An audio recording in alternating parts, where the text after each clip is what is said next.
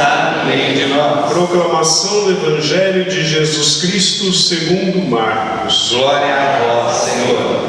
Naquele tempo, os fariseus e alguns mestres da lei vieram de Jerusalém e se reuniram em torno de Jesus. Eles viam que alguns dos seus discípulos comiam o pão com as mãos impuras, isto é, sem tê-las lavado. Com efeito, os fariseus e todos os judeus só comem depois de lavar bem as mãos, seguindo a tradição recebida dos antigos. Ao voltar da praça, eles não comem nem tomam banho. Eles não comem sem tomar banho e seguem muitos outros costumes que receberam por tradição. A maneira certa de lavar copos, jarras e vasilhas de cobre.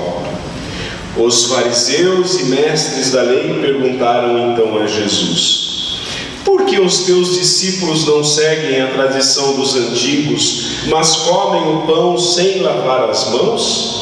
Jesus respondeu: bem profetizou Isaías a vosso respeito, hipócritas, como está escrito: este povo me honra com os lábios, mas seu coração está longe de mim. De nada adianta o culto que me prestam, pois as doutrinas que ensinam são preceitos humanos. Vós abandonais os mandamentos de Deus para seguir a tradição dos homens. Em seguida, Jesus chamou a multidão para perto de si e disse: escutai todos e compreendei. O que torna impuro o homem não é o que entra nele vindo de fora, mas o que sai do seu interior. Pois é de dentro do coração humano que saem as más intenções, imoralidades, roubos, assassínios, adultérios, ambições desmedidas, maldades, fraudes, devassidão, inveja, calúnia, orgulho, falta de juízo. Todas estas coisas más saem de dentro e são elas que tornam puro o homem. Palavra da salvação. Glória a vós, Senhor. Que as palavras do Santo Evangelho perdoem nossos pecados. Amém. Podemos disseminar, ouça com muita atenção, porque é a hora que Deus fala com cada um de nós. Meus irmãos, esse Evangelho que nós ouvimos hoje está dentro do contexto da multiplicação dos pães. Vejam uma coisa incrível. Jesus vê uma multidão de cerca de 5.000 pessoas famintas. Ele pega, faz um milagre de 5 pães, ele transforma 5 pães em 5.000 pães. Mais, porque sobraram 12 cestos cheios. A gente imagina assim, 15.000 pães, muitos cestos de pão. Aí os fariseus estão olhando aquele milagre, mas não prestam atenção no milagre. Eles olham o quê? Que os discípulos pegaram o pão, comeram e não lavaram antes as mãos, né? Então, apesar do grande milagre, a atenção se volta para uma coisa tão pequena, para um detalhe tão sem importância. Os fariseus eram parte de um movimento de renovação, por incrível que pareça. Era um movimento de renovação. Queriam restaurar no povo os benefícios divinos perdidos pelo pecado. E para eles, então, para que Deus pudesse olhar para o povo novamente, eles tinham que fazer o quê? Tinham que ter não somente o coração puro, mas também o corpo puro. A questão que se coloca aqui, portanto, não é a questão da higiene. Não é isso que eles estão vendo. Os seus discípulos comeram sem lavar as mãos. Não é questão higiênica, não é higiene. A questão aqui é religiosa. Mãos sujas não significa para eles simplesmente higiene, mas significa que a alma está impura. Vejam bem, mãos impuras, alma impura. Na verdade, não podemos culpar os fariseus por esse modo de pensar, porque a lei de Moisés falava mais ou menos isso, né?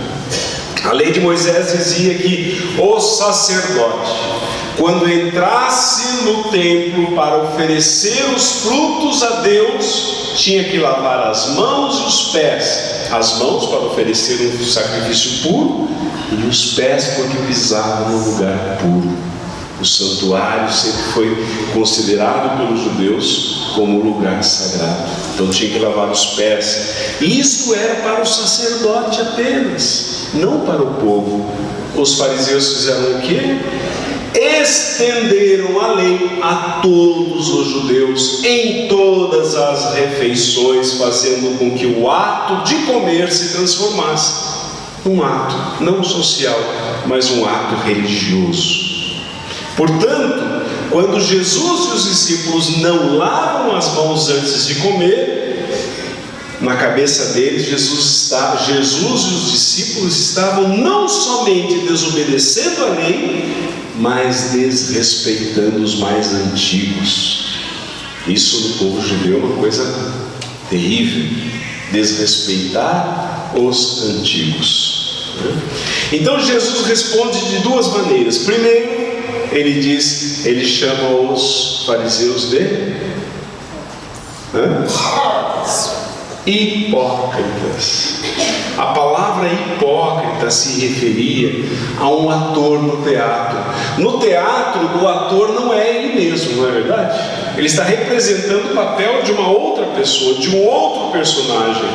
Portanto, quando Jesus os chama de hipócritas, quer dizer que eles não têm sinceridade, não são eles mesmos diante de Deus. E aí Jesus cita o profeta Isaías. Isaías dizia que para Deus não servem as atitudes externas, o que serve é um amor autêntico. Não serve você dizer pela sua boca que você ama a Deus. Você tem que dizer através da sua obediência que você ama a Deus. Nós falamos isso tão fácil. Ai meu Deus, eu te amo. Ai, eu amo Deus. No sentido de Isaías, você não pode dizer simplesmente. Você tem que mostrar por uma vida de obediência a Deus. Então a religião deles, segundo o profeta Isaías, era uma religião superficial, porque não alcançava o coração. Havia uma conversão exterior, mas não interior. Eles sabiam decor todos os rituais, mas não sabiam como se adora a Deus de verdade. As palavras de Isaías é sempre bom repetir. Este povo me honra com os lábios, mas o seu coração está longe de mim. De nada adianta o culto que me prestam, pois as doutrinas que ensinam são preceitos humanos. Vós abandonais o mandamento de Deus para seguir a tradição dos homens. Apesar de serem duras, são palavras duras. Essas palavras, na verdade, elas não são de ameaça, elas são de esperança. De esperança, sim. Com elas, Jesus quer mostrar que um tempo novo se anuncia, que para adorar a Deus não são necessários rituais muito complicados, nem sacrifícios inúteis. Basta ter um coração sincero. É uma coisa impressionante. Na segunda-feira a gente começa a olhar lá no Facebook. Todos os cristãos católicos que vieram à missa foram num templo budista, foram numa sessão de descarrego, né? Foram fazer uma lavagem, não sei mais do que, um banho, não sei mais do que. É interessante, né? Jesus tirou todos os rituais e a gente vai atrás de tudo. Quer dizer que para Deus parece que é sempre um caminho muito difícil, né? Difícil de ir, difícil de fazer. Pois Jesus, quando anunciou isso através do profeta Isaías, ele disse: adorar a Deus agora é entre a criatura e o Criador, sem grandes esforços, só com o coração. Não são atitudes externas, não são coisas que nós fazemos com as mãos, mas com o coração. Em outras palavras, essas pessoas negam dar a Deus aquilo que realmente pertence a Deus. Mas essas pessoas não negam dar a si mesmas aquilo que elas acham que lhes pertence. Na maioria das vezes, meus irmãos, o nosso culto a Deus é o nosso culto a nós mesmos. É verdade. Eu não vou lá na paróquia, porque a paróquia é muito longe. Eu vou a uma igreja aqui mais perto da minha casa, que está mais fácil para mim. Mas não é você que você está levantando um louvor. É Deus, sabe? Não é você. O domingo, para começo de conversa, não pertence a você. É o dia do Senhor. É o dia do Senhor. Então essa passagem nos mostra: será que é verdadeiro o nosso culto a Deus? Será que é verdadeiro? Agora, por outro lado, essa passagem tem sido usada para criticar a Igreja Católica. Porque a Igreja Católica tem muitas tradições, muitos rituais. Jesus não está rejeitando aqui os rituais, nem a tradição em si. O que ele rejeita é uma tradição que faz de conta que é uma tradição divina, mas é uma tradição humana. Não é alicerçada na palavra de Deus, mas alicerçada nas tradições humanas. Aliás, o próprio apóstolo Paulo, na segunda carta aos Tessalonicenses, ele escreve assim: que vocês fiquem firmes na tradição que vocês receberam.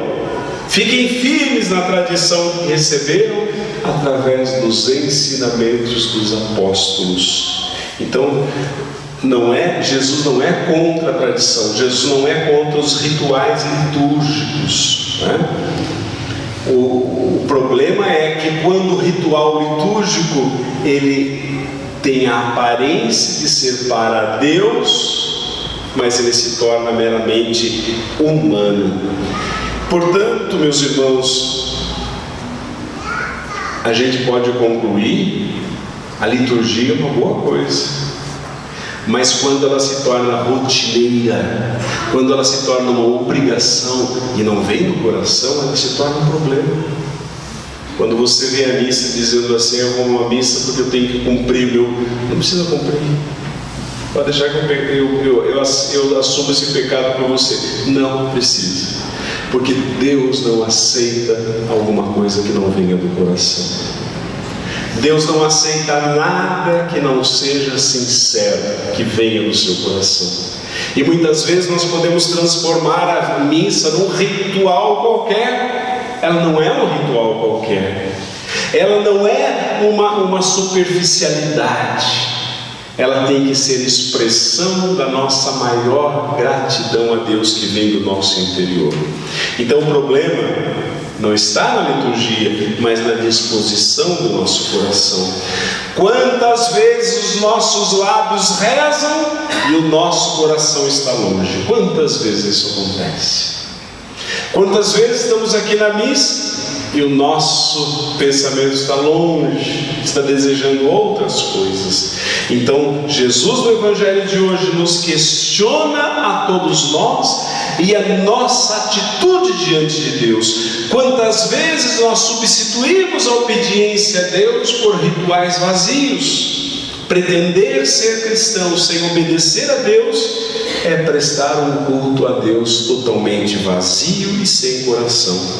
O nosso encontro com Jesus em cada missa deveria ser um encontro pessoal. É no encontro pessoal que eu dou a Deus a oportunidade de mudar a minha vida, de transformar a minha vida. Se as missas que você participa não transformam o seu coração, meu irmão, pare de ir à missa urgentemente. Não adianta nada dizer: hoje a pregação do padre foi forte, hein? Não adianta nada você dizer isso se você sair lá fora com o coração fechado, com o coração rancoroso. Às vezes eu escuto pessoas aqui da igreja dizendo assim: nossa, padre, sua pregação foi bonita, mas encontrei uma pessoa lá fora que mal olhou nos meus olhos e me evitou e nem me cumprimentou. Foi vazia. Não tem sentido nenhum essa missa. Pensando bem, meus irmãos, talvez os fariseus sejamos todos nós. Será que queremos mudar essa situação? Ou essas duras palavras de Isaías se referem a nós? Esse povo me honra somente com os lábios, mas seu coração está distante de mim. Queira Deus que estas palavras não se refiram a nós. Que o nosso culto a Deus seja verdadeiro. Que nós aqui dizemos assim. Eu estou falando isso porque eu gosto de dar exemplo depois que eu viajei, falo lá no Canadá para ninguém falar que foi aqui, que aqui não tem pecado, lá tem. E lá no Canadá estava uma mulher na missa, ela cantava assim, ela estava cantando: amai-vos uns aos outros como eu vos amei. Ela cantava: amai-vos uns aos outros como eu vos amei. Aí uma senhora passou assim na frente dela no banco para poder receber a comunhão. E ela teve que fazer um esforço, ela pegou e empurrou a mulher: amai-vos uns aos outros como eu vos amei. Não é isso, quer dizer, tudo que você pegou aqui da palavra de Deus é uma coisa para você sair ali fora e falar: nossa, a pregação hoje me tocou, eu tenho que amar as pessoas, eu tenho que perdoar, eu não posso julgar, eu posso fazer cara feia, eu tenho que acolher todas as pessoas. Porque senão, meus irmãos, ai de nós, Jesus vai falar para nós: hipócritas, vocês fingem uma coisa quando estão sentados no banco da igreja e são outras coisas quando se levantam. Tomara Deus que Deus nunca tenha que nos falar isso. Amém. Creio em Deus Pai Todo-Poderoso, Criador